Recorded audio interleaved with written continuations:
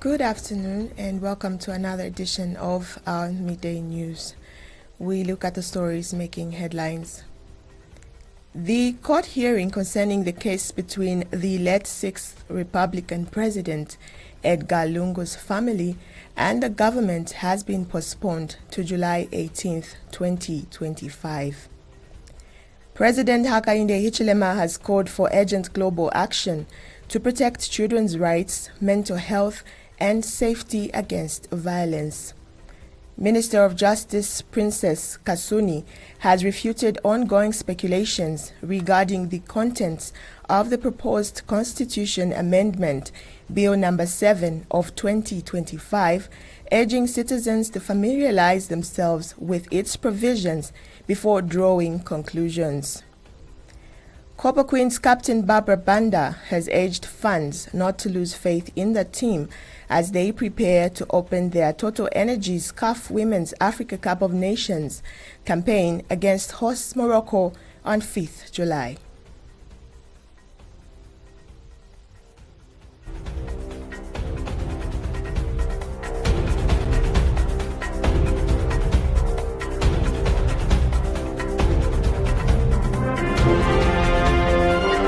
The News, 88.5 Sun FM. With the details, my name is Mwema Shanshima. The court hearing concerning the case between the late 60th Republican President Edgar Lungu family and the government has been postponed to July 18, 2025. The court has asked the Zambian government to make its submissions on July 3, 2025, and the respondents, who are the Lungu family, to respond by 4th July 2025. The ruling has therefore been set for July 18, 2025, while the burial has been suspended. Attorney General Mulilo Kabesha yesterday filed a public interest lawsuit in the Gauteng division of the High Court of South Africa opposing the burial. The lawsuit, directed against members of the late president's family and two other individuals, seeks an interim court order to halt any burial plans until all disputes surrounding his funeral resting place are resolved. Central to the case is the argument that Mr. Lungu should be interred in Zambia with full military honors, customs, and traditions in accordance with Zambian law and national interest. In his application, Mr. Kabesha maintains that the funeral of a former head of state is a state event governed by constitutional protocols and ceremonial procedures designed to reflect the significance of the office held. He further argues that the even if claims that Mr. Lungu expressed a desire to forego a state funeral were true, personal wishes cannot override the broader public interest and legal frameworks. Citing precedent, the Attorney General referenced the case of Zambia's founding president, Dr. Kenneth Kaunda, whose burial wishes were set aside to allow for intimate at Embassy Park, the official burial site for former heads of state. The legal challenge is filed under Article 1775C of the Constitution of the Republic of Zambia, which empowers the Attorney General to act as the government's legal representative and protector of public interest. President Hakainde Hichilema has called for urgent global action to protect children's rights, mental health, and safety against violence. At the 11th International Consultation of Child Helplines in Livingstone, President Hichilema said child helplines are not just phone numbers, but lifelines of hope and protection. He reaffirmed Zambia's commitment to strengthening child protection systems, including 24/7 toll-free helplines 166 and 933, which reach even the most remote areas. President Hichilema added that as the African Union champion on ending child marriage, Zambia remains determined to ensure no child is left unheard, unseen, or unprotected. This was in a speech delivered on his behalf by Minister of Community Development and Social Services, Doreen Mwamba. Is timely. This thing is powerful and deeply aligned with our national priorities. It calls upon all of us, governments, civil society, and international partners to not only listen to the voices of our children, but also to place them at the very heart of our policies, frameworks, and protection systems. And United Nations resident coordinator in Zambia, Beatrice Mutali, described violence against children as a global crisis occurring in homes, schools, communities, and online spaces. Ms. Mutali said recent data shows that every 4 minutes, a child somewhere in the world suffers violence, leading to an estimated 120,000 deaths annually. She said sexual violence remains widespread, with about 1 billion children worldwide having experienced abuse. Ms. Mutali noted that 2/3 of children globally face regular physical or psychological violence, resulting in serious health impacts such as injuries, mental disorders, and even death. The United Nations system in Zambia recognizes this is a milestone for child helplines, the government and partners, to highlight the growing recognition of child helplines as vital platforms for safeguarding and amplifying children's voices, including the prevention and response to violence and abuse, as well as harmful practices. At their core, they provide vital mental health and psychosocial support services, contributing to the overall well-being of children. Meanwhile, Acting Executive Director of Child Helpline International, Helen Mason, called for renewed global efforts to ensure that every child, regardless of location or circumstance, has access to child helpline services by 2030.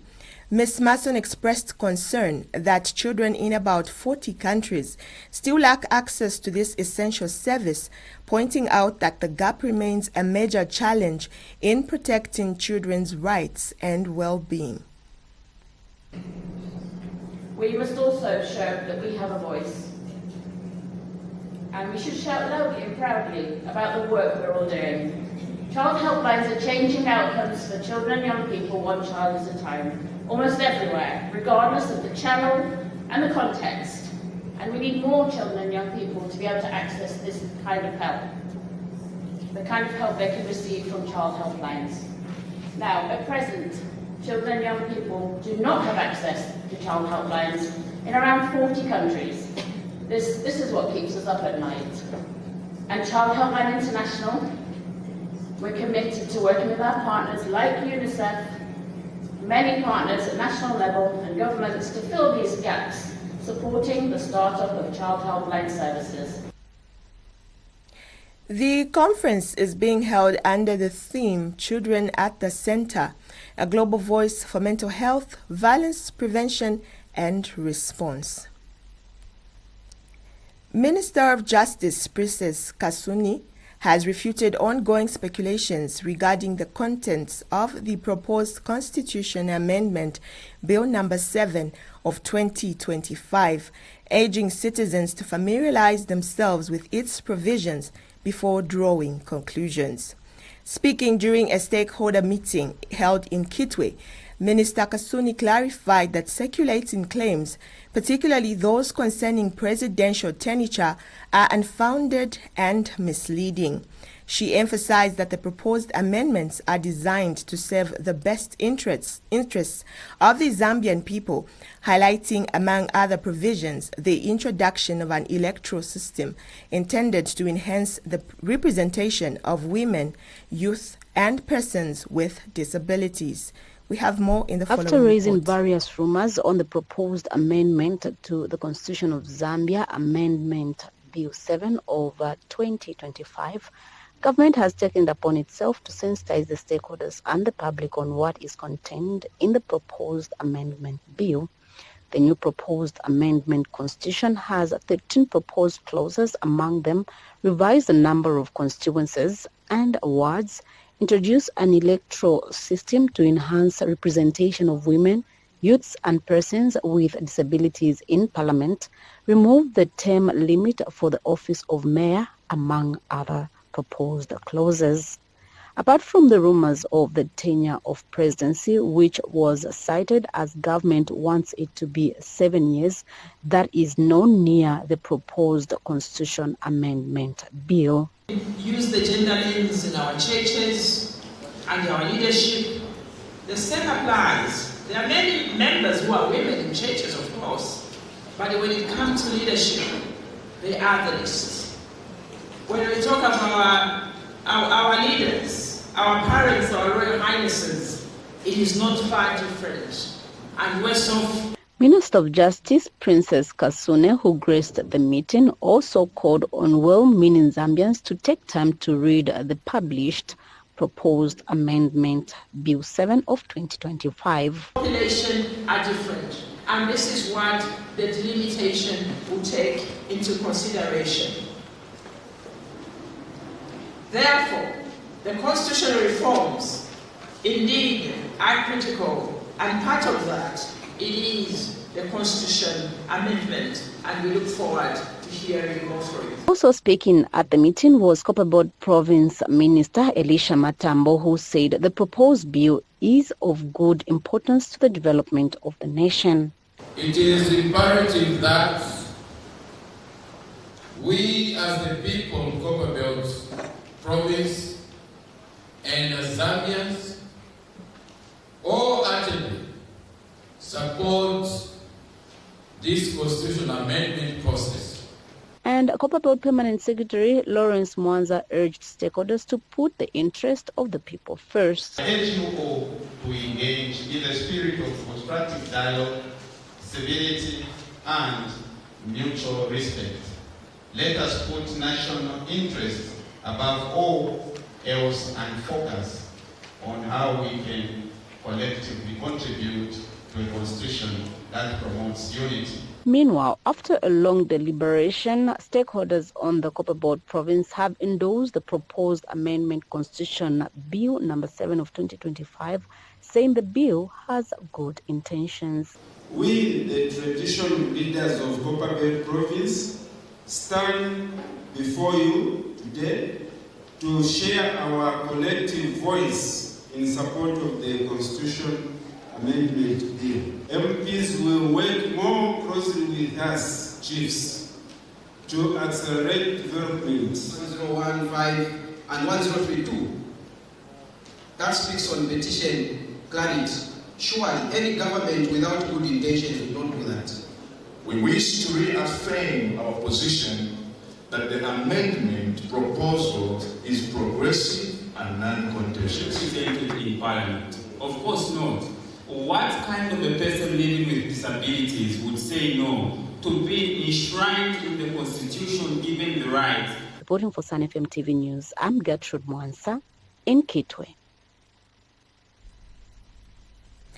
Power utility company ZESCO Limited has activated Stage 10 of the load shedding management, drastically reducing supply to residential areas, which will now receive only 5 hours of electricity daily. In a statement availed by ZESCO Corporate Affairs Department, the emergency shutdown comes after a generator at Mamba Energy Limited experienced a loss of 150 megawatts in available electricity supply. ZESCO states that the unexpected reduction has placed additional pressure on the power generation capacity and has necessitated the implementation of Stage 10 load management. The adjustment indicates that all residential customers will receive 5 hours of electricity supply per day, while no changes have been made to the current electricity supply schedule for farmers, industrial customers, and critical installations such as hospitals, water treatment facilities, and security services. We take a break, and when we return, we have more in sports. Warm your winter with the heated FIFA Club World Cup showdown on Top Star for just 210 kwacha on Antenna Classic OD Smart. Continue to witness pure football magic on Sunday, 22nd June, when Juventus clash with Wydad Casablanca at 18 hours and Real Madrid versus Pachuca at 21 hours. Also catch Atletico Madrid fight Botafogo on Monday, 23rd June at 21 hours, and Benfica takes on German champions Bayern on Tuesday, 24th June at 21 hours. Conclude the group stage with matchday 3 action. Dortmund versus Ulsan Hyundai FC on Wednesday, 25th June at 21 hours, and Juventus versus Manchester City on Thursday, 26th June at 21 hours. Quickly, get your Top Star decoder now and catch every goal from the group stage to the final, all live on World Football. Top Star, enjoy digital life. And in sports, Copper Queens captain Barbara Banda has urged fans not to lose faith in the team as they prepare to open their Total Energies CAF Women's Africa Cup of Nations campaign against host Morocco on 5th July. Faz reports that she was speaking when she featured on the Total Energies CAF WAFCON Stars Spotlight webinar. Banda said she felt no pressure heading into the tournament despite heightened expectations from fans and the responsibility that comes with being a star performer. The Copper Queens captain reaffirmed the team's identity and determination to make the nation proud, saying the players are united and driven by a shared dream. Zambia will face Morocco, Senegal, and DRC Congo in Group A, with the top 2 teams advancing to the knockout stages. She emphasized that home support will be key to Zambia's success. Banda, who's crowned CAF African Women's Footballer of the Year, BBC Women's Footballer of the Year award, and became the first African player to be named in the FIFPro Women's World 11 in 2024, believes her international experience has equipped her to lead without fear while keeping the team's cause front and center. The striker emphasized that individual accolades do not overshadow the collective effort required at a major tournament like WAFCON. And that's all we had for today's news. But before we go, we take a look at the stories making headlines once again.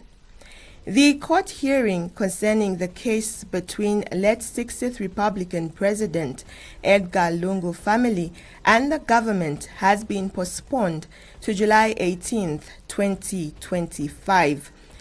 President Hakainde Hichilema has called for urgent global action to protect children's rights, mental health, and safety against violence. Minister of Justice Princess Kasuni has refuted ongoing speculations regarding the contents of the proposed Constitution Amendment Bill number 7 of the 2025, urging citizens to familiarize themselves with its provisions before drawing conclusions. And in sports, Copper Queens captain Barbara Banda has urged fans not to lose faith in the team as they prepare to open their Total Energies CAF Women's Cup of Nations campaign against host Morocco on 5th July. Thank you for watching and listening. On behalf of the news crew and production team, my name is Mwema Shanshima. Good afternoon.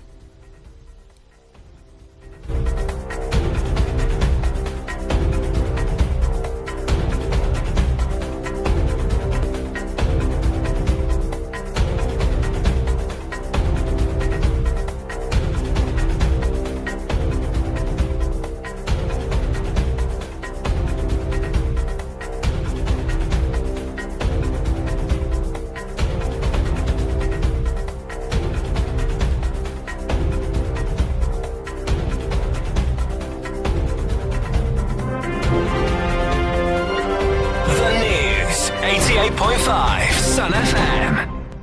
Did you know that you can still watch your favorite